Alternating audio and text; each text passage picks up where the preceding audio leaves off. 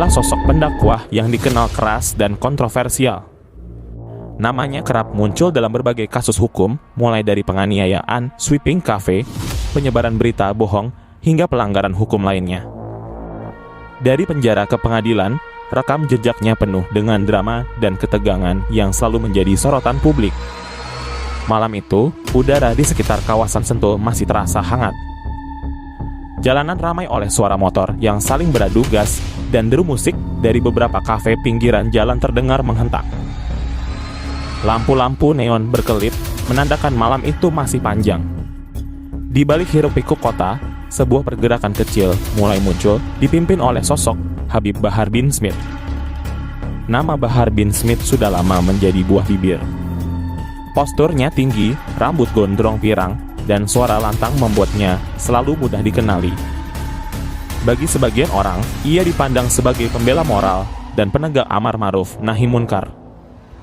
Namun, bagi pihak lain, ia dianggap kontroversial, penuh kontroversi, dan kerap menimbulkan kegaduhan. Pada suatu malam, ia bersama sekelompok pengikutnya bergerak menuju sebuah kafe yang dikenal sering jadi tempat kumpul anak muda.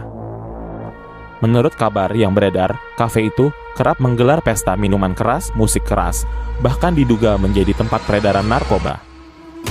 Informasi itu cukup untuk membuat darah Habib Bahar mendidih. Kalau pemerintah diam, kalau aparat membiarkan, maka kami yang turun. Serunya lantang di hadapan para pengikut. Suaranya bergema disambut takbir para jamaah yang sudah menunggu instruksi. Konvoi kendaraan pun bergerak. Motor-motor beriringan, sebagian mobil bak terbuka membawa pemuda-pemuda dengan wajah tegas dan mata tajam. Mereka bukan sekadar pengikut biasa, melainkan orang-orang yang siap bertindak tanpa rasa takut. Sesampainya di depan kafe, musik keras terdengar semakin jelas. Suara tawa muda-mudi bercampur dengan aroma alkohol yang menyengat. Habib Bahar turun dari mobil, melangkah mantap ke depan pintu, sementara puluhan pengikutnya mengepung area sekitar. Dengan suara menggelegar, ia berteriak "Assalamualaikum. Tutup tempat ini sekarang juga. Jangan jadikan negeri ini sarang maksiat." Pengunjung kafe terkejut. Sebagian buru-buru lari lewat pintu belakang, sebagian lagi hanya bisa terdiam ketakutan. Para pekerja kafe panik, tak menyangka malam itu kedatangan tamu yang tak diundang. Tanpa banyak basa-basi, Habib Bahar masuk ke dalam. Kursi-kursi digeser, meja-meja diperiksa, dan botol-botol minuman keras satu persatu disapu jatuh ke lantai, pecah berantakan. Aroma alkohol bercampur dengan ketegangan di udara. Para pengikutnya bergerak cepat. Ada yang mengusir pengunjung, ada yang menggeledah bar, dan ada pula yang mengangkat spanduk bertuliskan seruan moral. Semua dilakukan dengan teriakan lantang dan wajah penuh amarah. Namun, tak lama kemudian, aparat kepolisian tiba di lokasi. Sirine meraung, mobil patroli berhenti mendadak, dan polisi berseragam lengkap turun untuk meredakan situasi.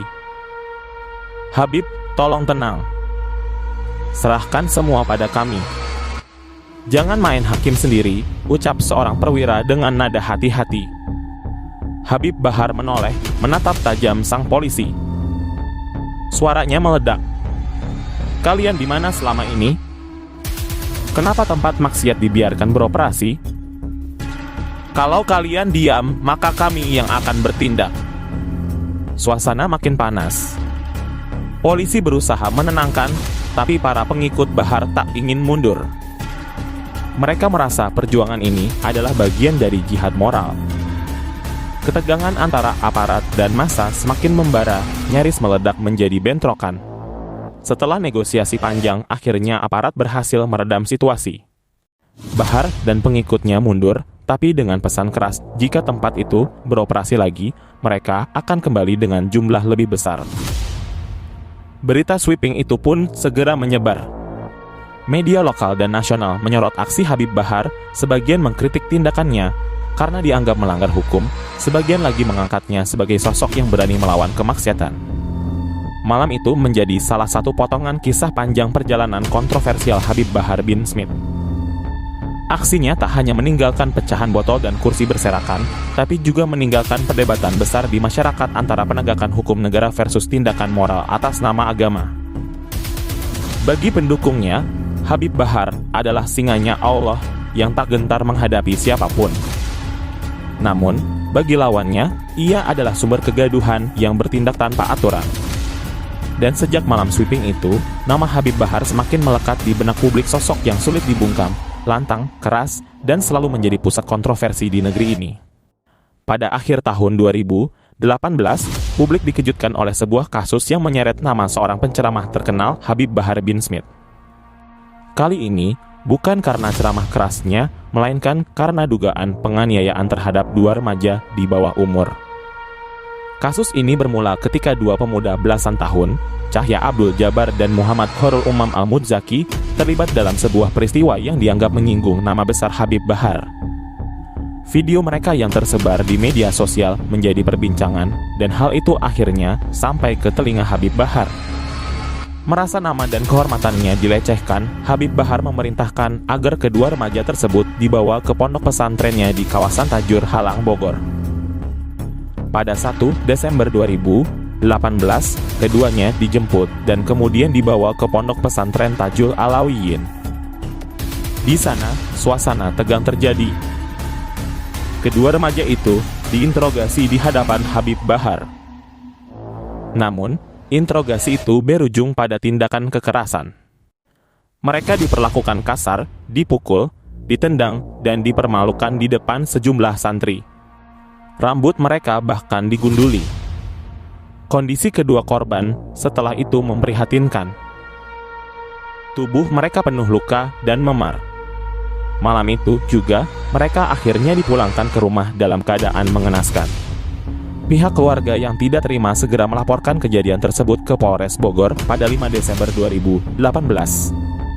Laporan itu ditindaklanjuti oleh pihak kepolisian. Bukti visum dan keterangan saksi memperkuat dugaan tindak pidana. Pada 18 Desember 2018, Habib Bahar resmi ditetapkan sebagai tersangka dan ditahan. Kasus ini menyita perhatian publik. Media nasional ramai memberitakan dan masyarakat terbelah antara yang mengecam tindakan tersebut serta yang masih memberikan pembelaan. Sidang kemudian digelar di Pengadilan Negeri Bandung. Jaksa mendakwa Habib Bahar dengan sejumlah pasal, termasuk pasal dalam KUHP tentang penganiayaan dan juga pasal dalam Undang-Undang Perlindungan Anak. Di persidangan, korban memberikan kesaksian mengenai perlakuan yang mereka terima. Sementara Habib Bahar membela diri dengan menyatakan bahwa ia hanya bermaksud memberikan pelajaran. Namun, majelis hakim menilai bahwa apa yang dilakukan sudah melewati batas dan termasuk tindakan penganiayaan. Pada 9 Juli 2019, majelis hakim akhirnya menjatuhkan vonis. Habib Bahar dijatuhi hukuman 3 tahun penjara dan denda sebesar 50 juta rupiah dengan subsidiar 1 bulan kurungan. Hakim menyatakan bahwa perbuatan tersebut bukan hanya menyakiti korban, tetapi juga mencoreng nama baik ulama serta lembaga pesantren. Putusan ini disambut beragam reaksi. Ada yang menilai adil, ada pula yang menganggap terlalu berat. Habib Bahar menjalani masa hukumannya hingga pada tahun 2020 ia memperoleh pembebasan lebih cepat melalui program asimilasi dari Kementerian Hukum dan HAM. Kasus ini menjadi catatan penting dalam perjalanan hukum seorang tokoh publik yang dikenal keras dalam ceramahnya. Bagi keluarga korban, peristiwa ini menyisakan luka. Bagi masyarakat luas, kasus ini menjadi pelajaran bahwa tindakan kekerasan terhadap anak dan remaja tidak dapat dibenarkan dalam situasi apapun. Kasus hoaks Habib Bahar bin Smith 2022. Malam itu, bulan Desember tahun 2021. Di sebuah desa di Kabupaten Bandung, ratusan hingga ribuan jamaah berkumpul dalam perayaan Maulid Nabi Muhammad SAW. Acara berjalan meriah, penuh lantunan salawat dan sambutan dari para tokoh masyarakat. Namun, siapa sangka dari mimbar ceramah inilah muncul sebuah narasi yang kelak menyeret nama seorang tokoh kontroversial, Habib Bahar bin Smith. Ceramahnya terekam kamera, tersebar luas di media sosial, dan akhirnya berujung pada meja hijau. Pada tanggal 10 Desember 2021, Habib Bahar hadir di tengah ribuan jamaah di Kecamatan Marga Asih, Kabupaten Bandung. Dalam ceramahnya, menurut dakwaan jaksa, ia menyampaikan beberapa pernyataan yang dianggap tidak sesuai dengan fakta. Di antaranya, ia menyebut bahwa Habib Rizik Syihab dipenjara hanya karena menggelar Maulid Nabi. Selain itu, ia juga menyinggung peristiwa tewasnya 6 laskar FPI dengan deskripsi yang sangat dramatis dan dianggap provokatif. Ceramah itu direkam seorang jamaah bernama Tatan Rustandi, lalu diunggah ke YouTube. Video berdurasi 50 menit itu tersebar luas dan menimbulkan pro dan kontra di masyarakat. Beberapa hari kemudian, tepatnya pada 17 Desember 2021, seorang warga melaporkan isi ceramah tersebut ke polisi. Awalnya laporan diterima Polda Metro Jaya, namun kemudian dilimpahkan ke Polda Jawa Barat karena lokasi kejadian berada di Bandung. Setelah melakukan penyelidikan dan memeriksa saksi, polisi akhirnya menetapkan Habib Bahar sebagai tersangka pada awal Januari 2022. Ia dipanggil untuk menjalani pemeriksaan maraton selama hampir 11 jam dan kemudian langsung ditahan. Polisi menilai penahanan perlu dilakukan karena dikhawatirkan Habib Bahar bisa menghilangkan barang bukti, melarikan diri, atau mengulangi perbuatannya. Setelah melalui tahap penyidikan, kasus ini akhirnya dinyatakan lengkap dan dilimpahkan ke Kejaksaan Negeri Bandung. Sidang perdana digelar pada akhir Maret 2022.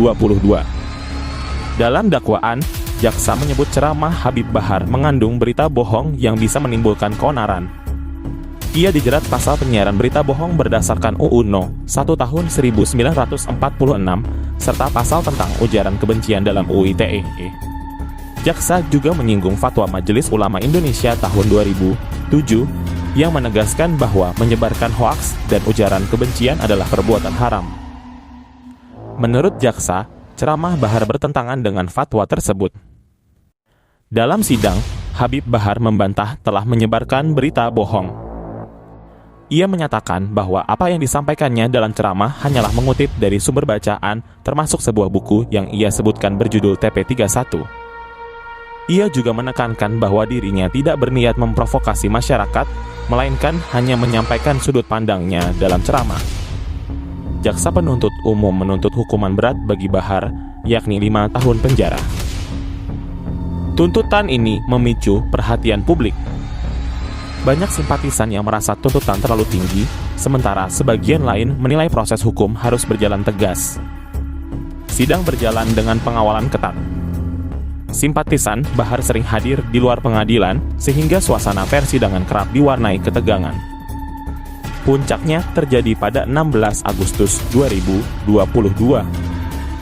Majelis Hakim Pengadilan Negeri Bandung menjatuhkan vonis 6 bulan 15 hari penjara. Vonis ini jauh lebih ringan dibanding tuntutan jaksa.